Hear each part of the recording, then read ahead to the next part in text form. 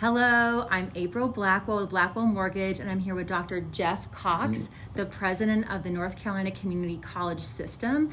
And I met Dr. Cox at a Kiwanis Club meeting a couple months ago, and I was intrigued by his conversation and all of the wonderful things that North Carolina Community College does for its students as a bridge to getting people on the path of prosperity while filling the very important needs of the North Carolina business community.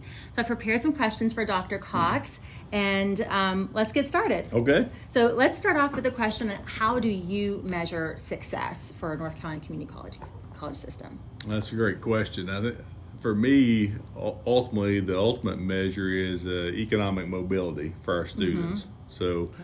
Most of our students are first-generation college students. Most of them are trying to get an education to earn a credential or a degree that's going to help them propel themselves in their lives economically. So ultimately, the degrees and credentials are important, but the final measure is really, are we helping our students change their lives? Yeah, absolutely. That's a very important measure. What is maybe the typical age of somebody starting a program? You know, one of the great things about our community college system is we range from high school students who are taking dual enrollment courses to as old as you could imagine, 80 years old plus. That is amazing. Yeah. That's amazing. And not just, sometimes the older students you may think are just more like for some sort of a hobby or an interest, but I've seen 70-plus-year-olds reskilling who were involved in one industry and there maybe were some cutbacks where they were working and they came back to college to get a new skill set. So I love it. It's really all across the board, but from young folks coming just in high school or right out of high school, all the way through adulthood. That is amazing. How do working adults learn about the programs of the North Carolina Community College System? So we've got a new website, our ncommunitycolleges.edu, and on our new system level website, you can put in information about where you live, your zip code, and what kind of program you're interested in or might be interested in, and it will take you to the nearest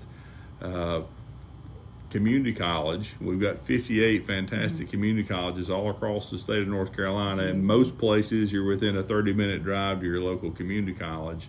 And so you can either go straight to your local community college and find out what they have available, or you can jump on the system website and navigate through there depending on what you're interested in. That's awesome. I love that there's not a distance issue that will prohibit from somebody. It's very accessible. Absolutely. It's one of the things really that separates our community college system from the rest of the country. We're the third largest community college system in the nation by the number of colleges. So we have 58 individual community colleges, and when you count all the multi-campus locations, there's a whole lot more than that. So truly in almost every county around the state there is a local community college campus that's accessible typically within a 30-minute drive. And are there some classes that are offered virtually where someone can just get an accelerated degree online? Absolutely. We've got some whole degree programs that are all done virtually now, and a lot more that are hybrid, that are partly in person, partly online. So there are a lot of individual courses that are online, and some whole programs. So it's what we found during COVID is number one, that we could in fact do a lot more online than what we thought we could. So we really shifted during COVID almost everything online, and of course shifted things back over as we could to more back face to face. But what we found is our students really like the flexibility that the online courses offered. Most of our students like the face-to-face interaction. They like to be there with classmates and their instructors. Of course, some courses lend themselves better to online than others. I like to joke and say nobody wants to drive down the road in a car that was welded together by a guy who learned how to weld online. Yeah, that makes sense. Yeah. You really want somebody who has actually run a bead and connected two pieces of metal for that. So, but a lot of other courses we have, certainly a lot of the like transfer courses, English and math and history, a lot of those very easily are done online. Business classes, a lot of them that don't require some sort of physical hands-on element.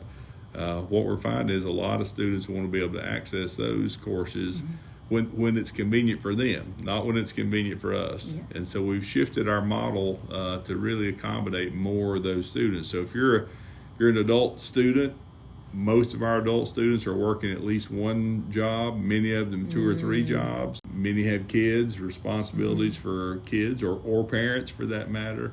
Our students have busy lives, and we have had to adjust our schedule and to accommodate that. And the online virtual classes, asynchronous classes are available, so students can take the courses when it's convenient for them, and that may be 10 o'clock at night, it may be Saturday mornings, but whenever it works, we can usually accommodate that.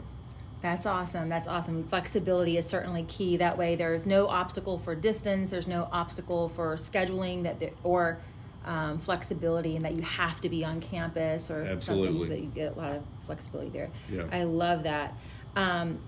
Your website is very resourceful, by the way. I love your newsletter. I love the section on how you get funded. There's a lot of financial support for students, including scholarship, that they don't have to pay back.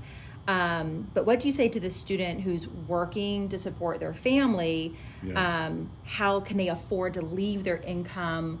Maybe their studies are free. But it sounds like there's plenty of people navigating that. So talk to me a little bit about that scenario. That's a great question, and what we've shifted we are shifting into a new funding model for our community college system. It's something we're calling Propel NC, but it's basically trying to make more short-term credential programs easier to enroll in and get started. And equalize the funding between how we're funding curriculum courses, which are what you think about when you think about like a full 2-year degree program. That's a curriculum program, versus a short-term credential program. The difference would be like if you want to get like a 1-year diploma in welding, then you're going to have to take English and math and other courses to round out that diploma. If you just know you want to be a welder and you go to a welding shop to apply for a job, they're going to want to see, do you have the credential, the industry recognized credential to be a welder? Right. Can you run that bead? Can you connect these two pieces of metal? Many of the employers don't necessarily care about the rest of the degree. They don't really mind as much if you have Do you the know English. all the presidents? Right, yes, yeah. Can you, I was an English major in college, so I love Shakespeare, but most of the welding companies out there They don't care. Don't really care about that. So we're trying to get the short-term credential as an entry point. So for those adult students who are out working, again, 1 or 2 or 3 jobs and have kids and other responsibilities, they don't have the luxury, even if we can get the courses for free, which many times through scholarships, Pell Grant funding, a lot of times you can come to college for free or nearly free. If you still have to work a job to pay the rent and pay your grocery bills and so forth, it's still a challenge. So we are trying to be flexible with scheduling and do some of these short-term programs. So you may be able to just come in for so many weeks and complete a credential that allow you to upskill and get a better job, or get a full-time job with benefits instead of the 2 or 3 part-time jobs you have. So maybe they just have to budget ahead of time, save up their living expenses for or come on nights or weekends, or do some of the asynchronous courses that they could work all day, and if they're willing to put in the time and effort, come in the evenings and take care of the college work.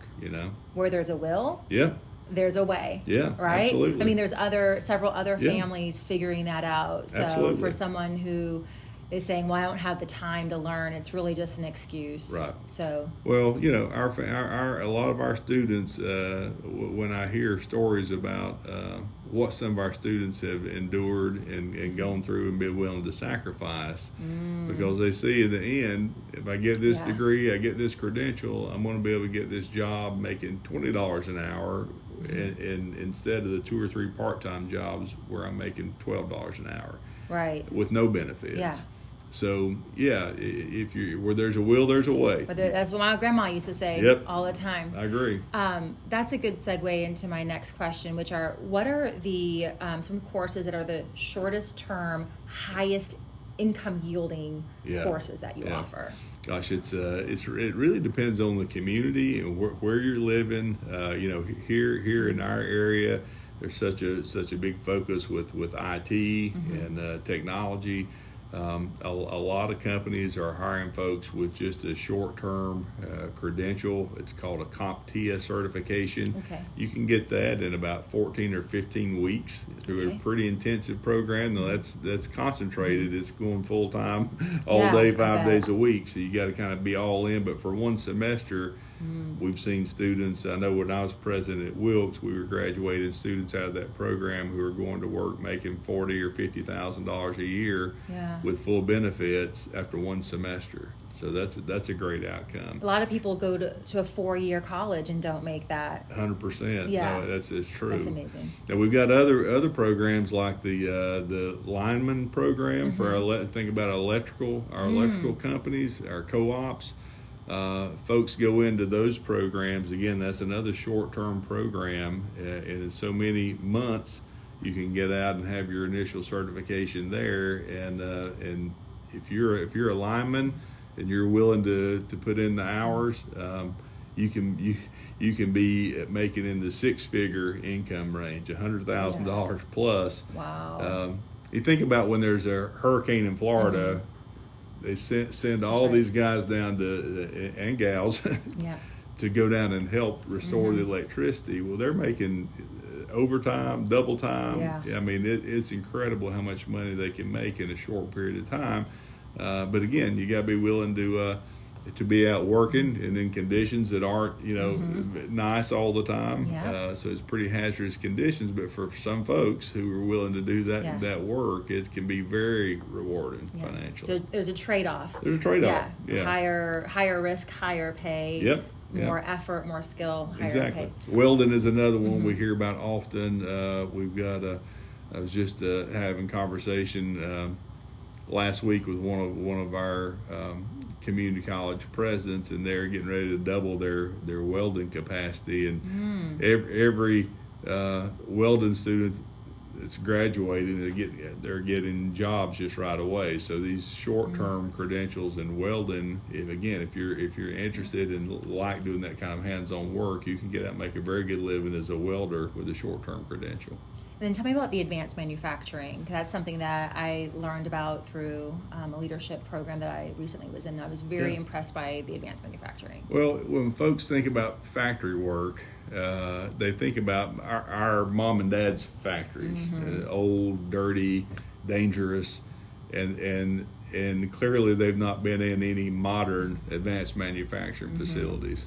When I was president at Wilkes Community College up until last year, I've been here in this role now for a year, but we had a great partnership with GE Aviation up in West Jefferson. They make the jet engine parts for the great big airplanes.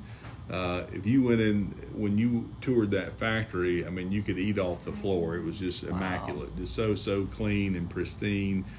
And all the heavy lifting is done by all these big machines. So it's not a lot of physical labor, but it is more advanced manufacturing. You've got to have a skill set and to be able to get in and operate these machines that are sometimes $1 million machines that you are using programmable logic controls, PLC machines.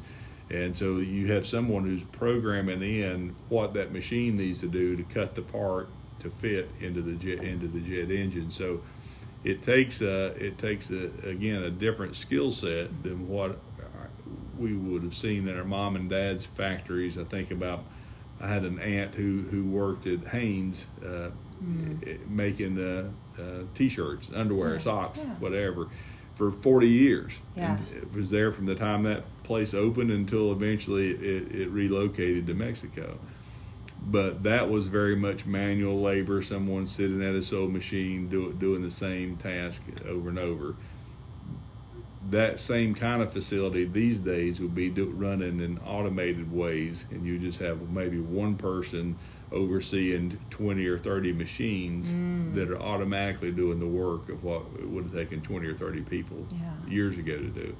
But that one person is higher skilled and makes more money. Yeah. So there's a need for the advanced manufacturer, and that's one of the places where the demand out there, and think about all the electrical vehicle companies that we're getting, all the biopharmaceutical companies that are growing and expanding here, all that will fall under this advanced manufacturing title, and there's a great demand for that, greater than we're feeling right now. Very good. What other high demand areas from the North Carolina business sector are there for skills? Well, right now, I mean, if you think about some of the big announcements that we've seen in the last 2 or 3 years, places like VinFast, thousands and thousands of jobs that are coming in the automobile industry, electrical car industry. To support that, there's a growing demand for all the component parts. Think about the batteries that are going to go into all these electric vehicles. You've got companies like Wolfspeed, Fujifilm, Dyson that are, again, biomanufacturing. Those are in huge demand right now, particularly here in our RTP area of the state. Just a huge demand, thousands and thousands of jobs. Wow, that's incredible. And most of them don't require a 4-year degree, many of them not even a 2-year degree, but almost all of them some kind of post-secondary degree or credential. Maybe a short term, just for so many weeks, you could come in and get enough to get started in one of those places. And then you can build and stack your credentials up as you go, and to keep getting promoted and make more and more money. And what is the income projection for somebody getting into a company like that? Well, for some of them, it may only be $15 to $18 an hour starting out. But as they stack credentials and get more and more highly skilled, can easily get into $20 and $30 an hour, depending on the company and the kind of work you're doing. And we've had examples of students who've gone in and started out at a very basic level credential, but then kept working their way up until finally they had a bachelor's degree in engineering, and now suddenly you're in that range, making 6 figures for a company. I love that. So it sounds like they're working, studying as they build up their career versus going to school for several years at one time and they're learning, growing, and earning all at the same time. I think with my generation, the idea was you go to school for so many years and then you get out and go to work. Right. I think that's becoming more of an old school way of looking at education, because now you get so much education, you go to work, but you're going to need to continue that education. Things are changing so fast with the advances in technology. Think about artificial intelligence and where that's moving the whole workforce, and so much more stuff that used to be done manually is done with automation now.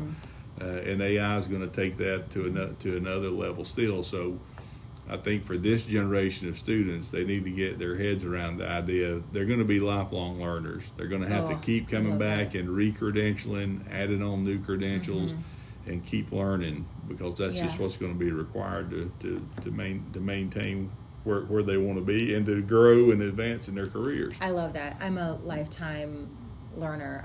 I love learning.